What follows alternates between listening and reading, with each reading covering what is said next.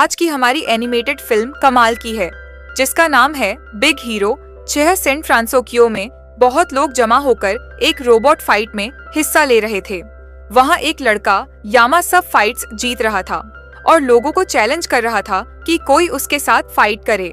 Finally एक लड़का सामने आता है। उसका नाम हीरो हमादा था और वो बस 14 साल का था। हीरो का रोबोट बहुत छोटा होता है और जिसे देखकर सब हंसने लगते हैं। जैसे ही फाइट शुरू होती है, यामा का रोबोट हीरो को हरा देता है।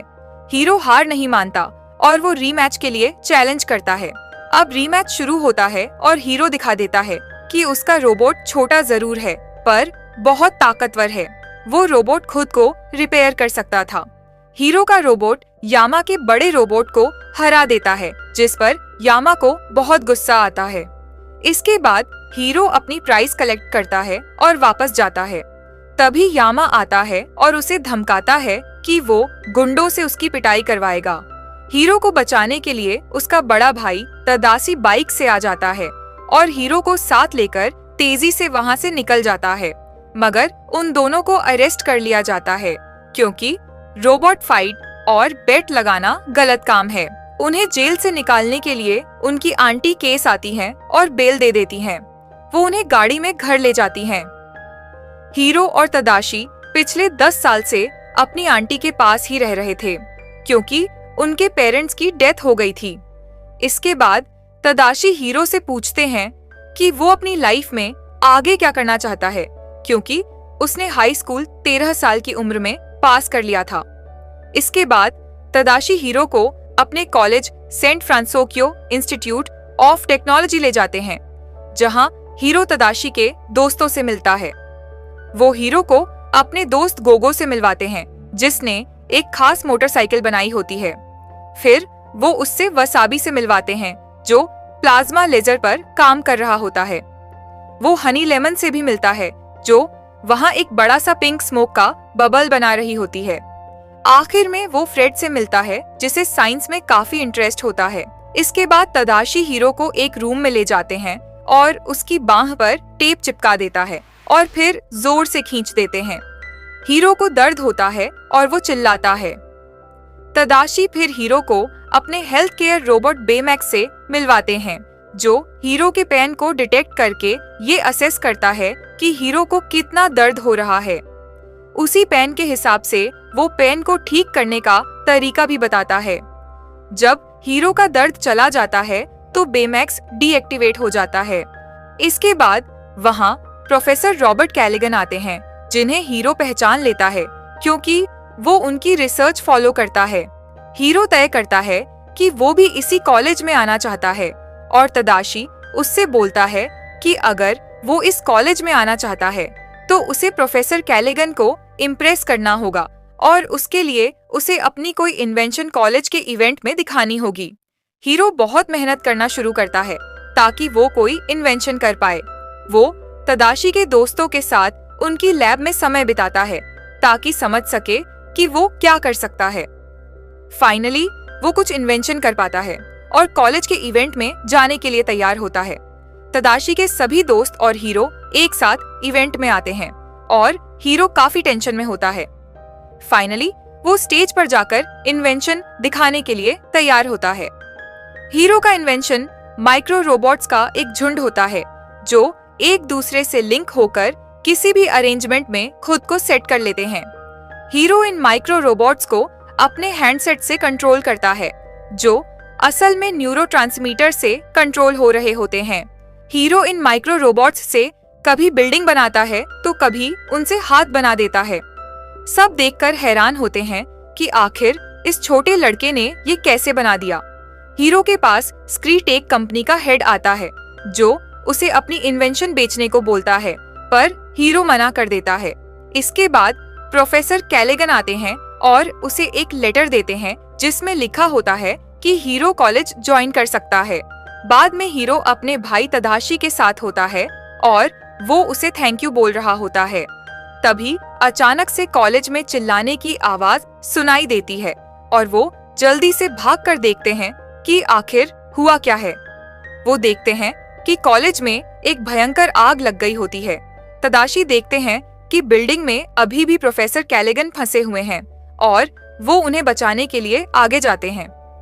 उसी टाइम में एक ब्लास्ट होता है और तदाशी और प्रोफेसर कैलिगन की मौत हो जाती है। उन दोनों के लिए फ्यूनरल अरेंज किया जाता है। सब लोग हीरो के घर उसकी आंटी और हीरो को सांत्वना दे रहे होते हैं। हीरो बहुत दुखी होता है क्योंकि उसका भाई अब इस दुनिया में नहीं रहा। वो अपने कमरे से बाहर नहीं आना चाहता था क्योंकि उसे यकीन नहीं आ रहा था कि ये सच है। कुछ दिनों बाद हीरो अपने कमरे में होता है और उसके पैर पर एक बॉटल गिरती है जिससे उसे पेन होती है। इस वजह से तदाशी का रोबोट बेमैक्स एक्टिव हो जाता है और हीरो की हेल्प करने की कोशिश करता है। बेमैक्स नोटिस करता है कि हीरो का आखिरी बचा हुआ माइक्रोबोट डिब्बे में एक्टिवेट हुआ है और एक दिशा की तरफ पॉइंट कर रहा है। बेमैक्स उसे लेकर बाहर जाता है और दिशा फॉलो करता है।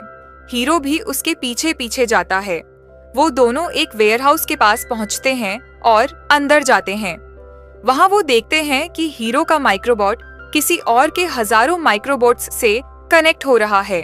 उस इंसान ने मास्क पहना हुआ होता है, इसलिए वो उसे पहचान नहीं पाते। वो दोनों किसी तरह वेयरहाउस से बचकर निकल जाते हैं।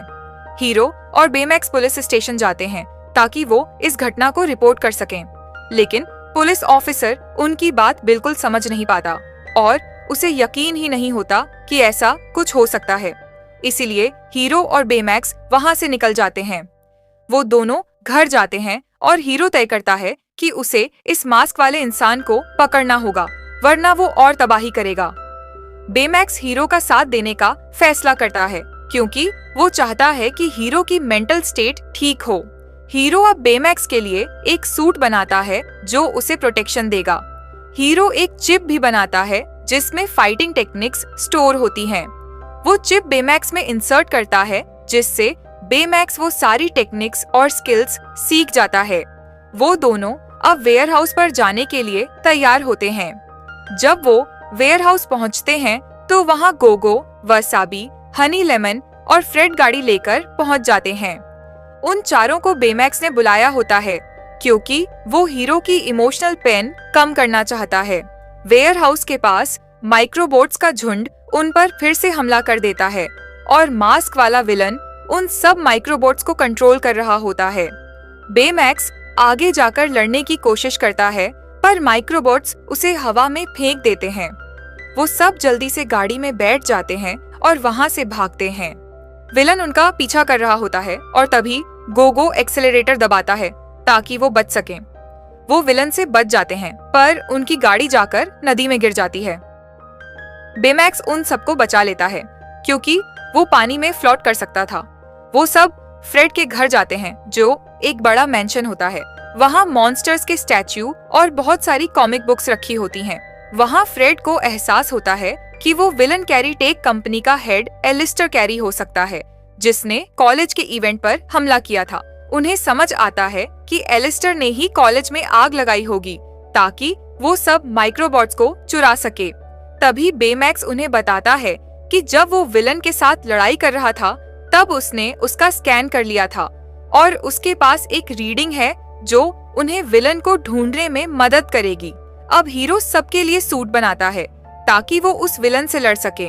उनका प्लान होता है विलन का मास्क उतारने का ताकि वो उसका छुपा हुआ चेहरा देख सके। हनी लेमन का वेपन टंगस्टन कार्बाइड की बॉल्स थीं जो फॉर्म बनाती थीं जिससे विलन को पकड़ा जा सकता था। गोगो के पास इलेक्ट्रोमैग्नेट रोलर ब्लेड्स थे और वसाबी के पास लेजर था। फ्रेड का लेज सूट उन्हें ऊंची जंप करने में मदद करता था और उससे आग भी निकलती थी। हीरो अपने और बेमैक्स के लिए एक सूट बनाता है जिसकी मदद से वो दोनों उड़ सकते थे। बेमैक्स नोटिस करता है कि फाइनली हीरो की इमोशनल स्टेट बेहतर हो रही है। हीरो और बेमैक्स उड़कर ऊपर से जाते हैं और बेमैक्स नोटिस करता है कि उसे एक इंसान मिल गया है जिसकी रीडिंग विलन की रीडिंग से मैच कर रही थी और वो एक आइलैंड पर था। बेमैक्स उन सब को लेकर उस आइलैंड पर जाता है और वहाँ उन्हें एक लेबोरेटरी मिलती है जहाँ मशीनरी टूटी हुई थी।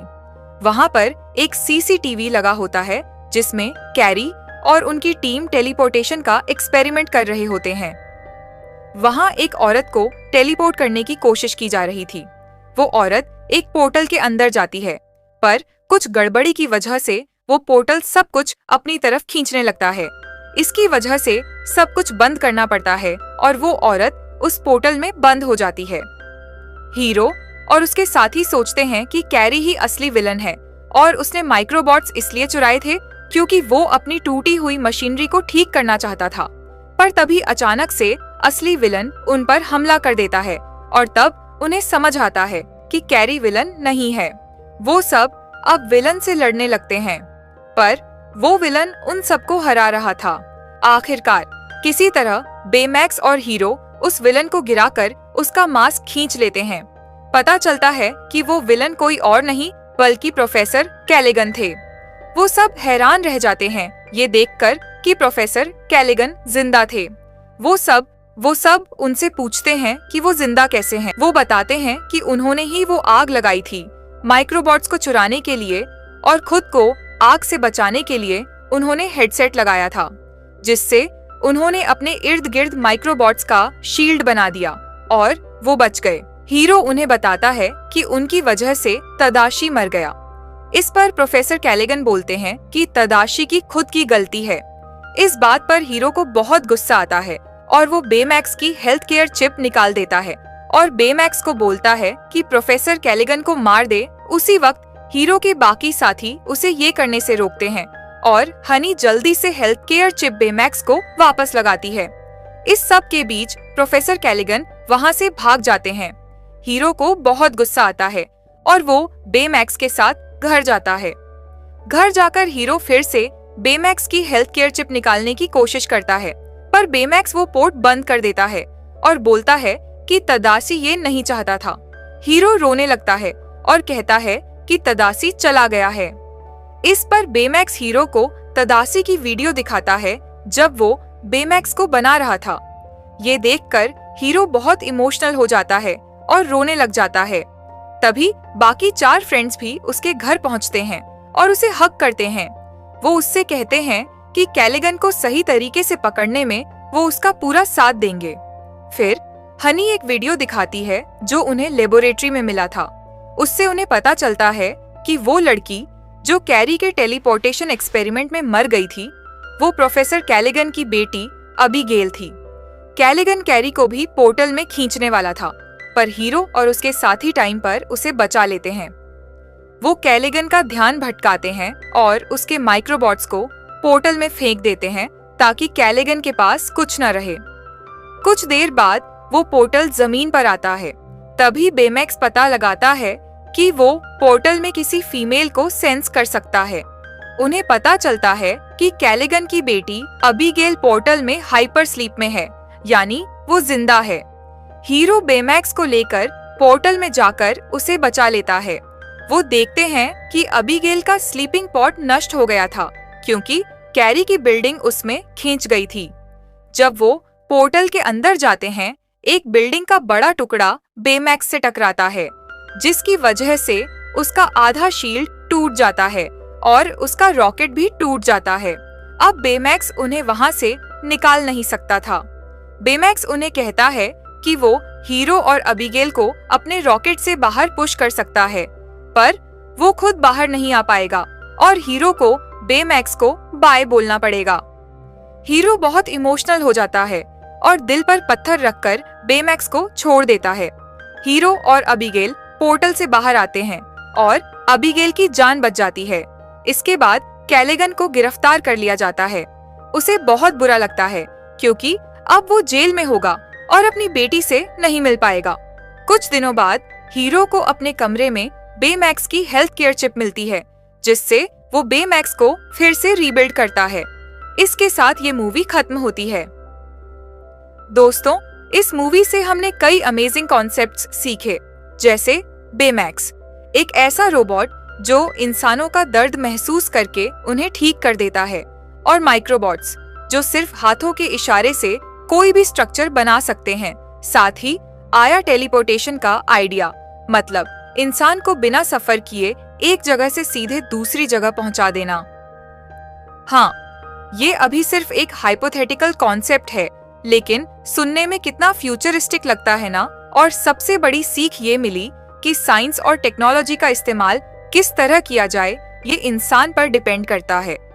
सही हाथों में हो तो वरदान और गलत हाथों में जाए तो अभिशाप। जैसे कि बेमैक्स इंसानों के लिए काफी यूजफुल था, लेकिन माइक्रोबॉट्स को प्रोफेसर बुराई के लिए इस्तेमाल करना चाहता था।